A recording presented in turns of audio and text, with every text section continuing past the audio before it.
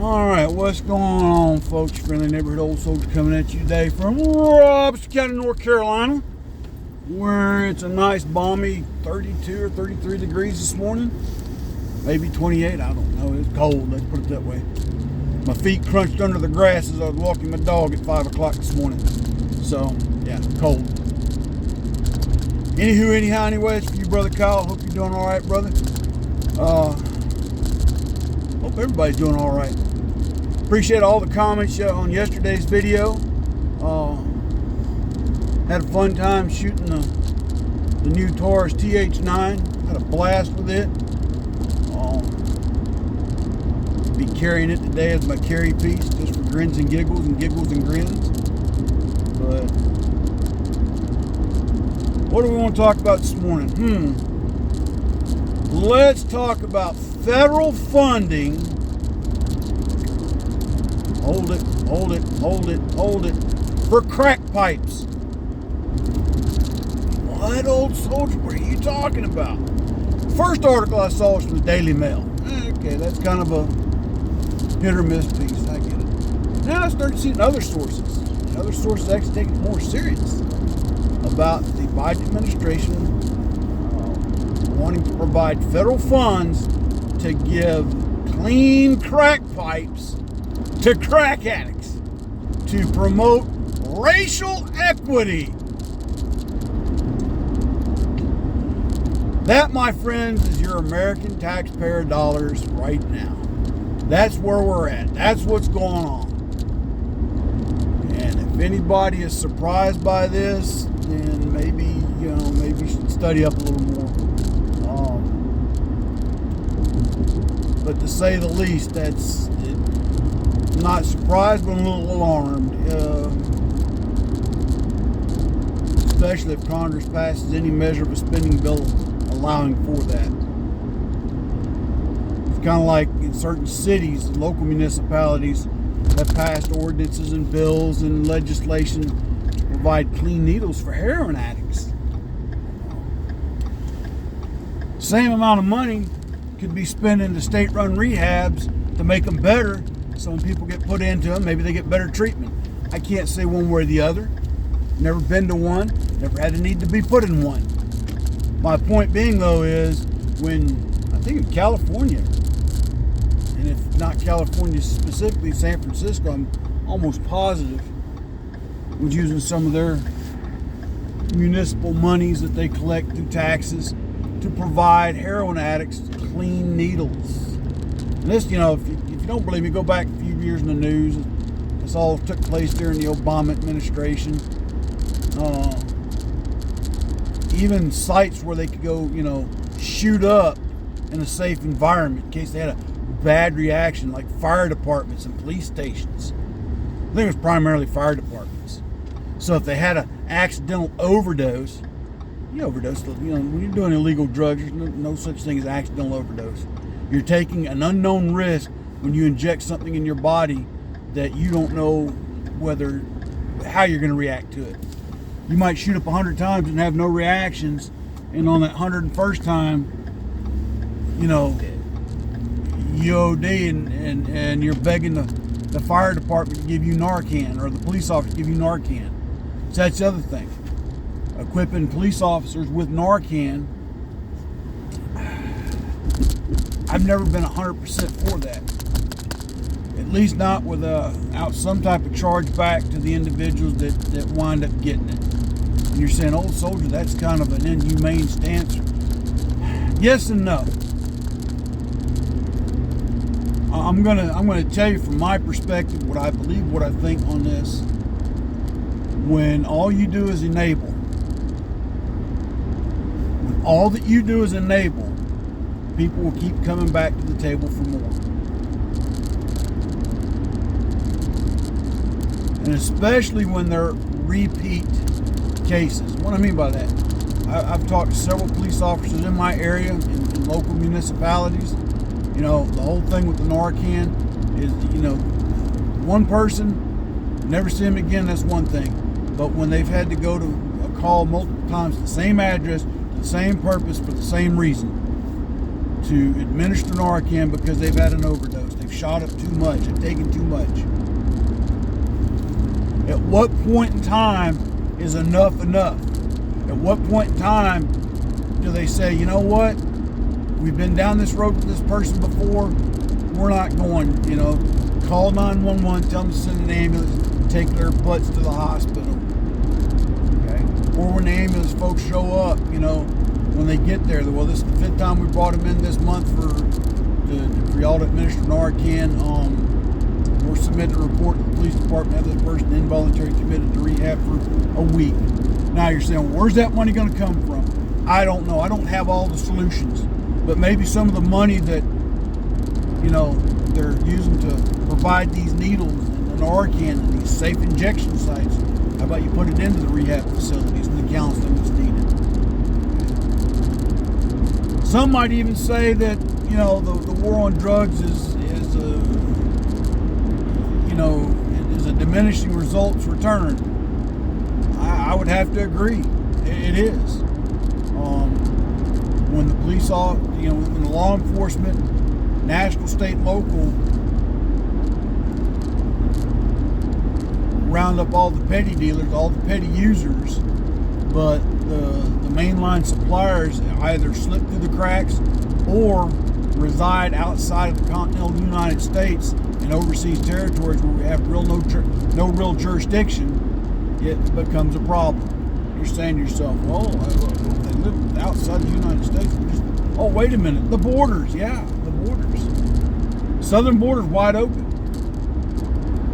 Has been for years for, narcotics. But there's other avenues narcotics comes through, folks. You just don't hear about it. Okay? But predominantly they come through the southern border. And fight as we may, we're not going to eliminate all the trafficking until we completely close off that border, increase the border patrol.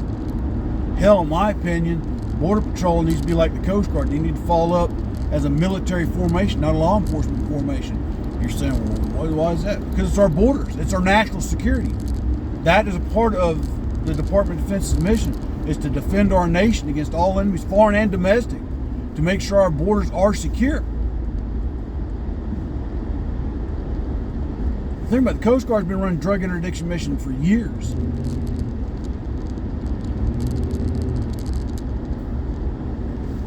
And I've said it before, I think the Border Patrol, if they're made a military force as opposed to a law enforcement force, they might get funds and access to other resources they don't currently get right now based on that. Leave them under the Department of Homeland Security, but give them a portion of DOD's funding for certain things that the DOD has that they don't have that would help them interdict. Also, legislation needs to change to pass the rules of engagement at the borders where these people, where people are coming across.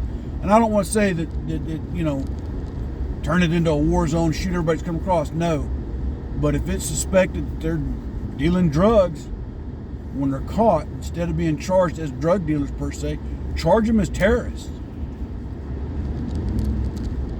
Because once those drugs hit the streets, once they get in the control of the pushers, the dealers, they terrorize certain areas in order to push their product.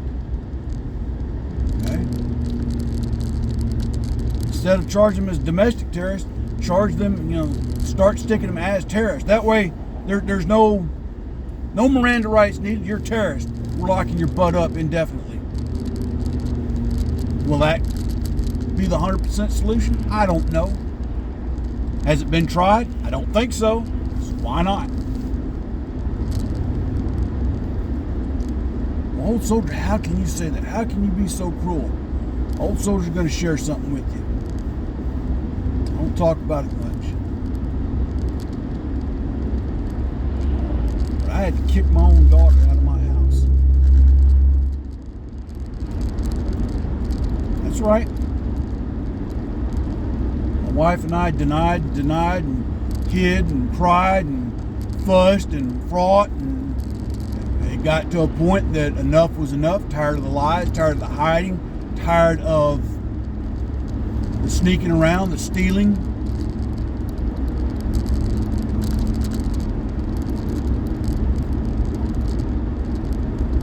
sat my wife down and said, we're going to put her out.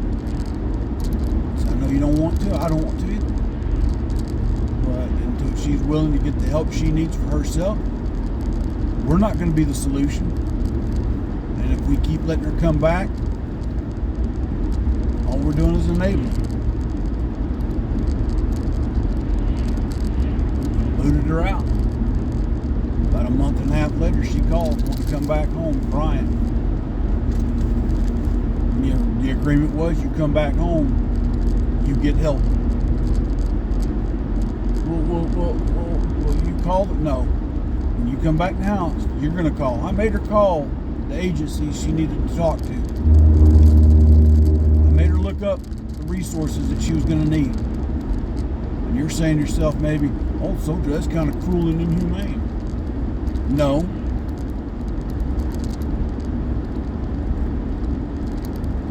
It was to prove to her that she could do this if she put her mind to it.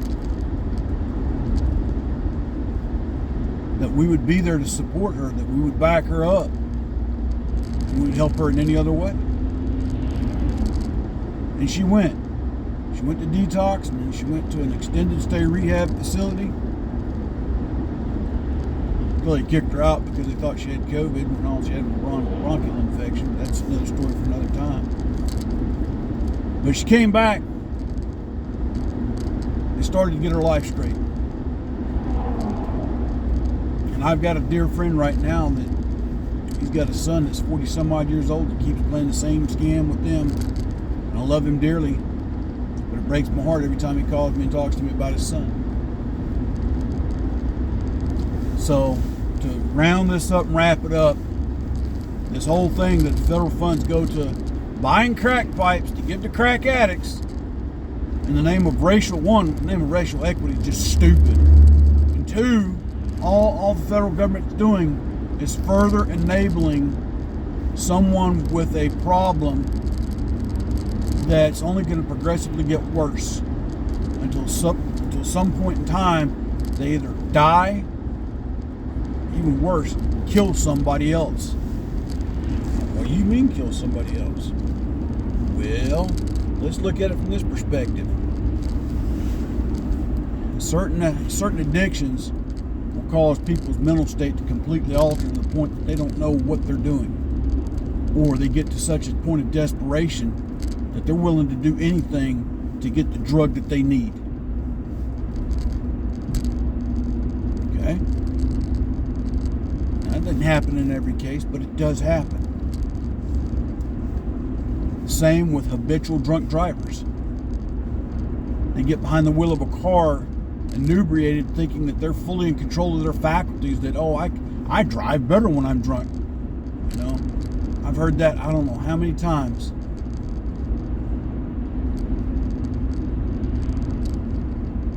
And laugh about it until the inevitable happens. They either get killed or kill somebody. And 9 out of 10 times they kill somebody, because drunk drivers have a tendency not to feel much, so their body's completely relaxed at the time of accident. An old adage, on a sudden impact, you go limp as a noodle, you stand a better chance of coming out of it fairly unscratched. Not 100%, but good possibility. Because when you're in control of your full mental faculties, you tense up. When you tense up, things happen. Broken bones, torn muscles. But now again, it's not in all cases, but in a lot of cases. And that's also where our lawmakers need to reevaluate. I'm going to get on another point. Heck with it. That's another thing our lawmakers need to reevaluate. DUI and DWI punishments and policies. You're saying to yourself, old soldier, you know, a lot of states take a person's driver's license away. Yeah, they do. Doesn't stop you from getting behind the wheel of a car anyway. My friend I just talked about, his son hasn't got a driver's license, but he's got a car, he's driving it. Yep, he's been behind bars for DUI, DWI, larceny, grand theft, a whole bunch of other issues and other stuff. Me, if I was his judge, jury, and executioner, the boy would be in prison for the next 30 years just for the heartache he's caused on his parents. But I don't get to make those rules. So I'll digress on that. But I'll say this. If our Congress would push as hard on enacting tougher DUI legislation that they're trying to do, as they're trying to do with gun control,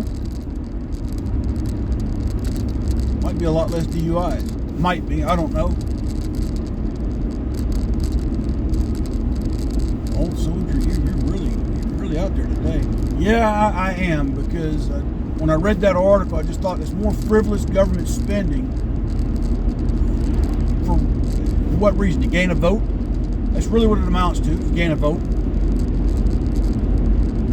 Also enabling addicts with their addictions instead of getting them the treatment they need, putting their resources into those type of facilities. Now here's the thing, and I've heard this said, you can lead a horse to water, you can't make it drink. That's true. You darn sure can stick a horse's head underwater and drown their stupid self. I'm not saying to do that with a human.